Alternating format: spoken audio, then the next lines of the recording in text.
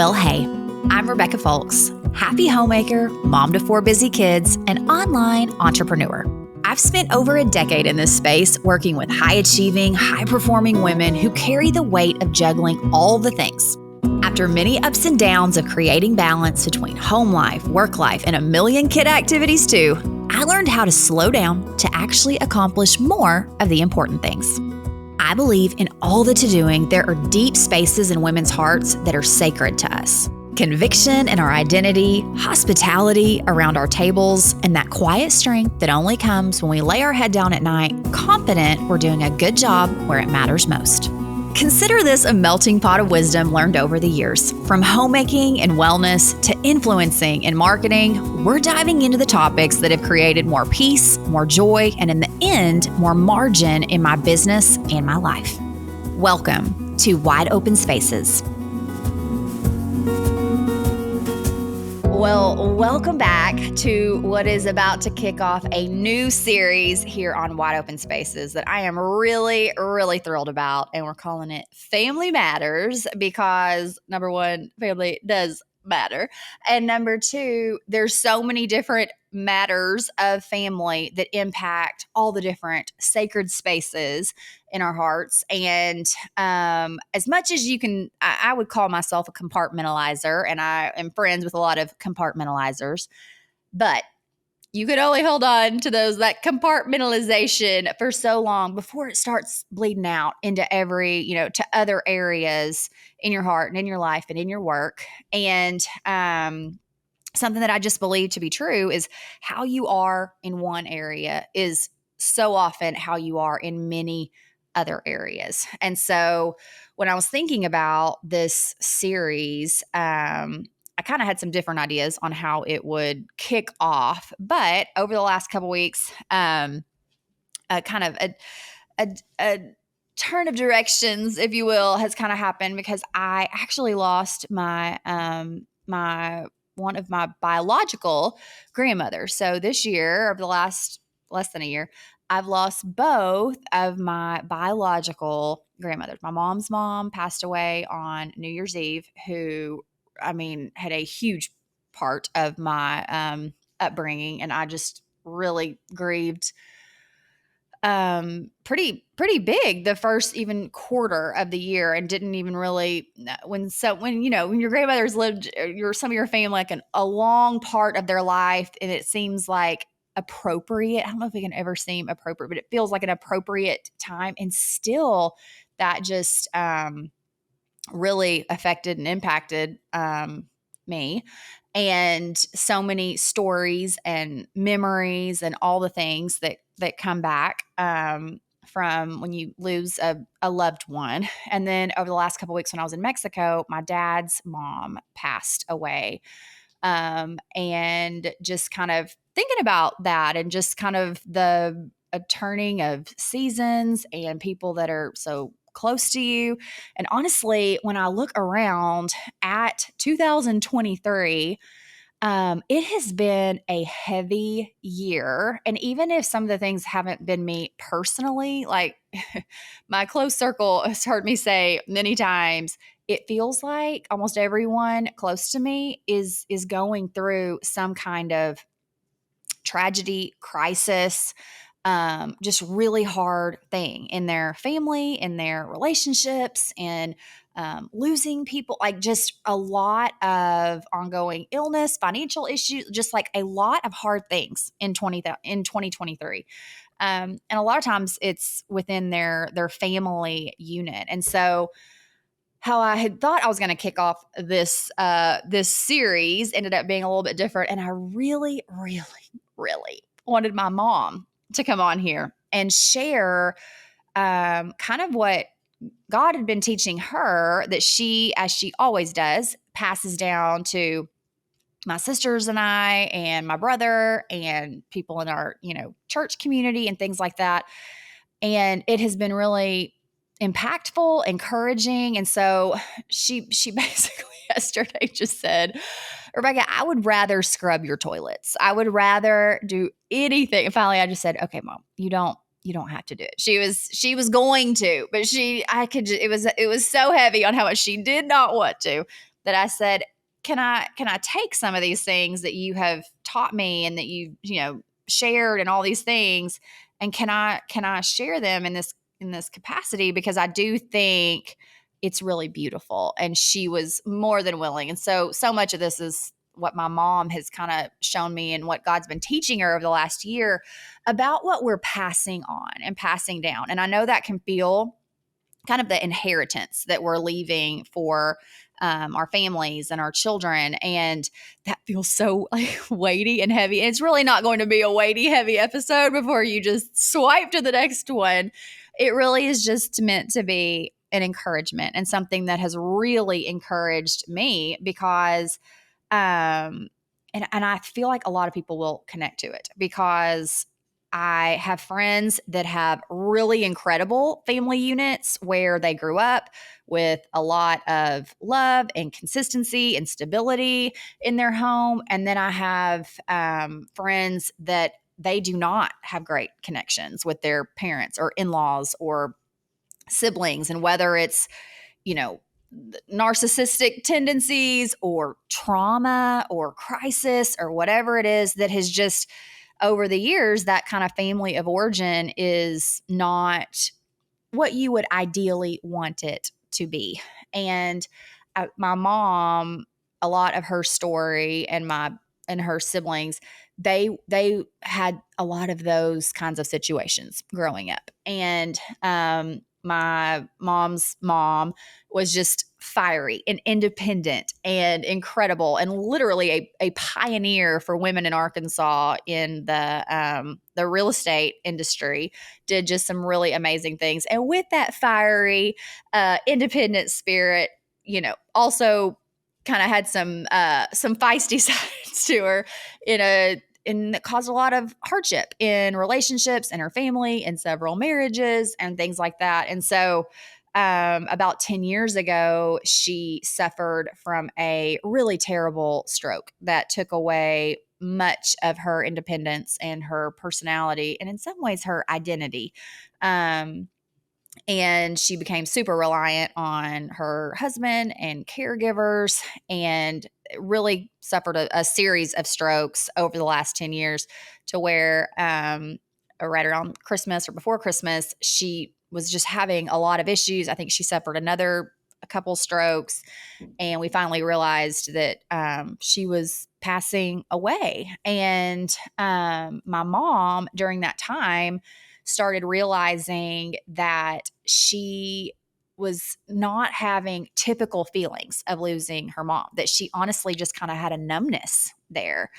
And she was praying over that and asking God, why am I not feeling things toward my mom? And they had a good relationship, especially the last 10 years, because all the brokenness that my Meemaw endured ended up, the brokenness created a softening in her. And so there was a softening in my Meemaw and in their relationship. But what my mom started to think about was kind of, why does she not have this? And God ended up kind of bringing her to the story that we've probably all heard, which would be the one of Lazarus. And if you went to Sunday school as a kid, you probably saw this on a felt board somewhere with Mary and Martha and Lazarus.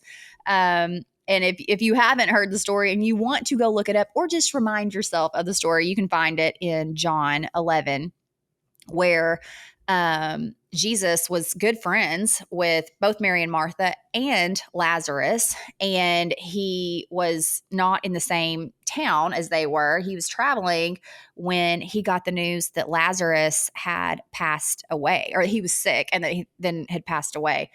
And he did not hurry back to where they were, even when he knew he was very sick. He kind of stayed where he was. And then eventually, days later, he went to the town, and Martha came out and, was weeping to him and saying, if you would have been here earlier, my brother may have been able to live, and things like that.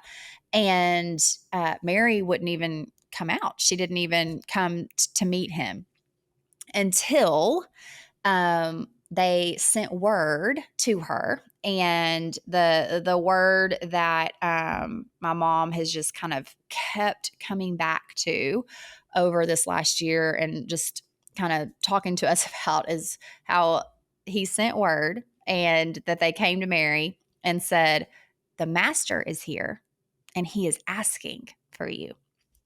And I think that's so beautiful because we each have areas of our life that maybe we have um, offense or unforgiveness or a bitterness, and how Jesus is asking for us. He's here and he's asking for us. And Mary, I mean, it definitely seems like she was offended and had some bitterness toward Jesus. That's why she wasn't coming out to see him, was because why wasn't he here? And so when she did hear that, as I'm sure many of us, most of us would respond, when she was told the master's here and he's asking for you, she ran out of the house so quickly that other people followed, like, where is she going?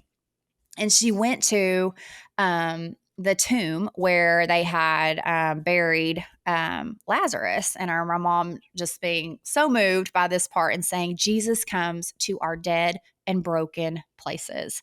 And if you're listening, I mean, that is just such that is a really beautiful picture to me, because there have been so many areas over my, a lifetime or half a lifetime, so far, where there's dead places of different dreams or expectations for me, or just how I thought life would be. And maybe I have been working toward a certain dream or hoping for it. And finally, it just kind of gets dead, and that Jesus is there and he's asking for you and asking for me. And that then when Mary gets there to the tomb and she starts grieving and asking questions and showing all kinds of emotions, why weren't you here? And that Jesus is also feeling those feelings, that it says Jesus wept, that when I hear some people say sometimes, about different areas of the church or denominations or whatever, and they're like, oh, it's about the feelings. I'm like, I'm so grateful that I see patterns of Jesus in scripture where he does feel and he does empathize, and he's with us in the hard times.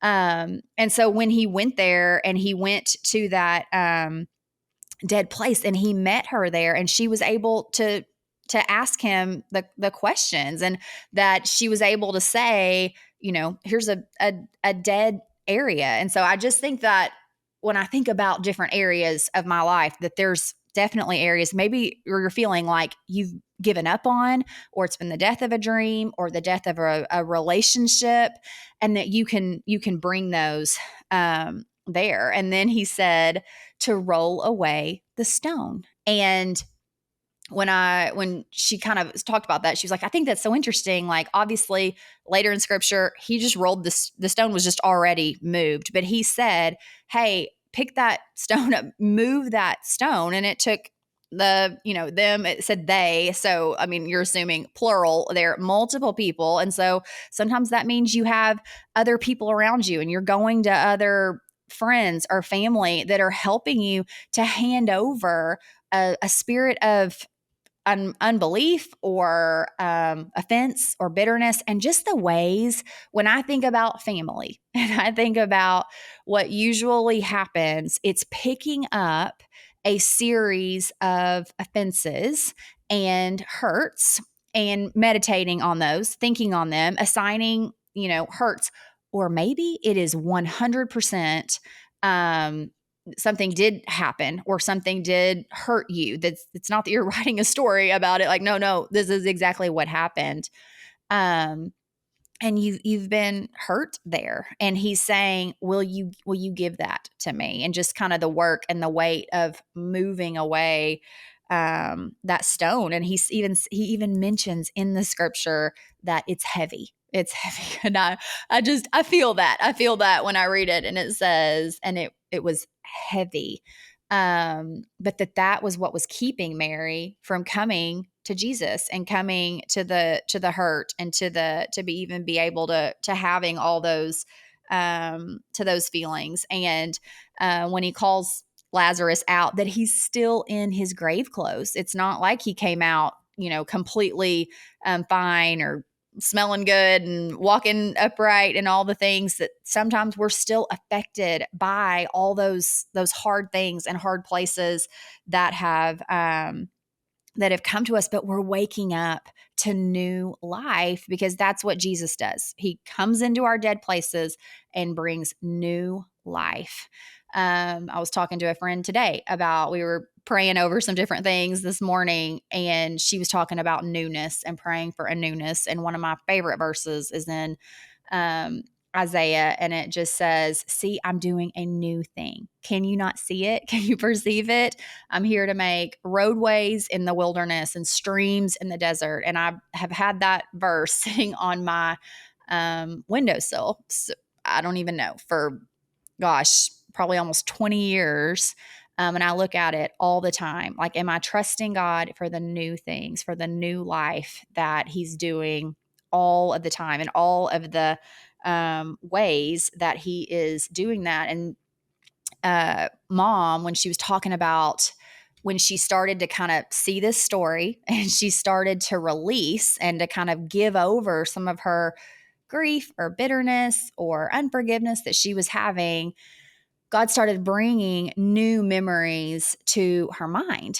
And she said just kind of little stories that were coming back, that she had lots of hard stories, but she also had some really beautiful stories. Like, one that just kind of touched my heart was she remembered as a little girl, my grandmother taking she and my aunt to get brand new coats. And they, were all had their brand new coats on. They were going to school the next day, and she was driving them, and they passed a couple little girls on the street walking to school, and they didn't have coats, and it was cold. And so she pulled over, took the coats off my I'm like emotional, even though I've heard the story now over the last year, like, I don't even know, 15 times.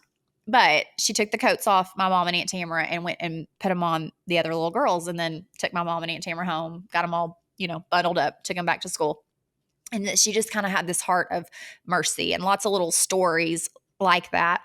And so, as my mom these memories were coming to mind, and she found, that verse that talks about a righteous man will leave an inheritance. And she said she always kind of thought, oh, that's going to be, I need to leave land or gold or money to my children.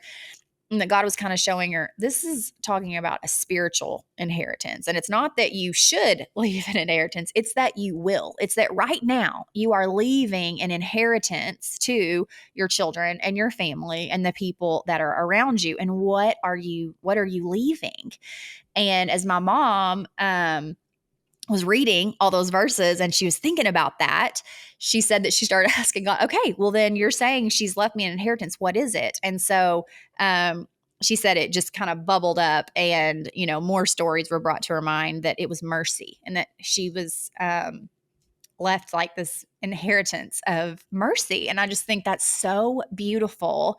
And over the last year, as I've reflected on that, and my mom spoke about that in particular, at my grandmother's funeral, and just how beautiful that is, it's made me, as I'm having, just the day-to-day interactions with my kids and my family, and you just kind of let your guard down. I let my guard down at home, and I can be a little more irritable or a little more quick with my response and things to the people within my house than I can be with, people that are my friends or out and about. And I don't know why that is. I mean, you would think the people that you love the most and are with the most, you would save your best for them. And sometimes that's how it is. And sometimes it's not. And that has been something, you go to different services or remembrances and memorials for people, and it's like, well, how am I going to be remembered, and what am I passing down?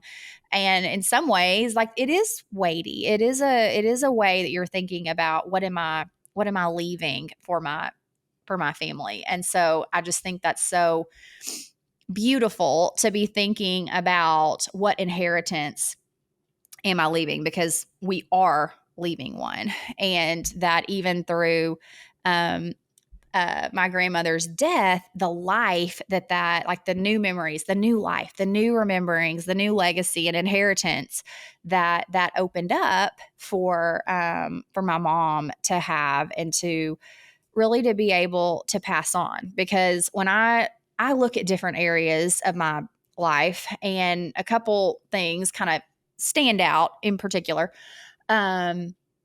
seasons, etc., where I just chose to forgive, and not to forget, not to say it's okay or condone, but I just chose to forgive because of the fruit that I knew it would produce. And what I will say is that spirit of mercy, that spirit of forgiveness, even in some um, really deep hurts that are kind of the most sacred to you, thinking, I want to forgive because I don't want this to carry weight on me anymore. I know the depths that family hurt can cause, and then the ripple effect that you can pass that down. And that's not what I want to do to my children. And so there have been, some key areas of embracing forgiveness in my life where I have seen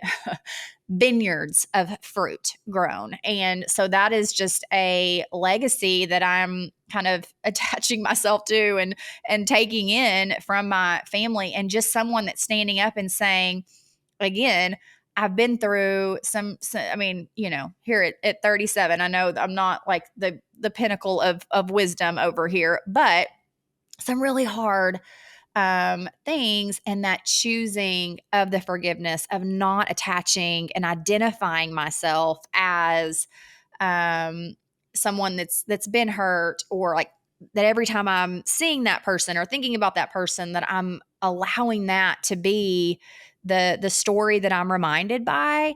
That really is a beautiful gift that we can lay at the cross and see so much fruit and a rich inheritance to pass on. And so I'm excited about the next few weeks and talking about more of the connection and the conflict and the fun in different relationships in our family. But a theme that I do see so often is people that are under the weight of the offense or unforgiveness or hard things in their family. And again, I'm clearly 12 years from any kind of therapy degree or anything like that. And so there are hard things that I know are so hard to process. And I know there are many people that are equipped to help you in the processing of that. But on the other side of it, I do think of the rolling away of the stone, and that Jesus kind of allowed them to do that work, and then the life that was on the other side. And so I hope that's encouraging to you as we jump into this fun and real series on family matters, and am looking forward to all the conversation here over the next few weeks. You just finished another episode of Wide Open Spaces. My hope is always that you felt encouraged as you listened. And if you found this valuable, will you share it with a friend today? Tag me if you do. I always love seeing your favorite takeaways. I'm so glad you were here, and I'll see you back next week. Same time, same place. See you then.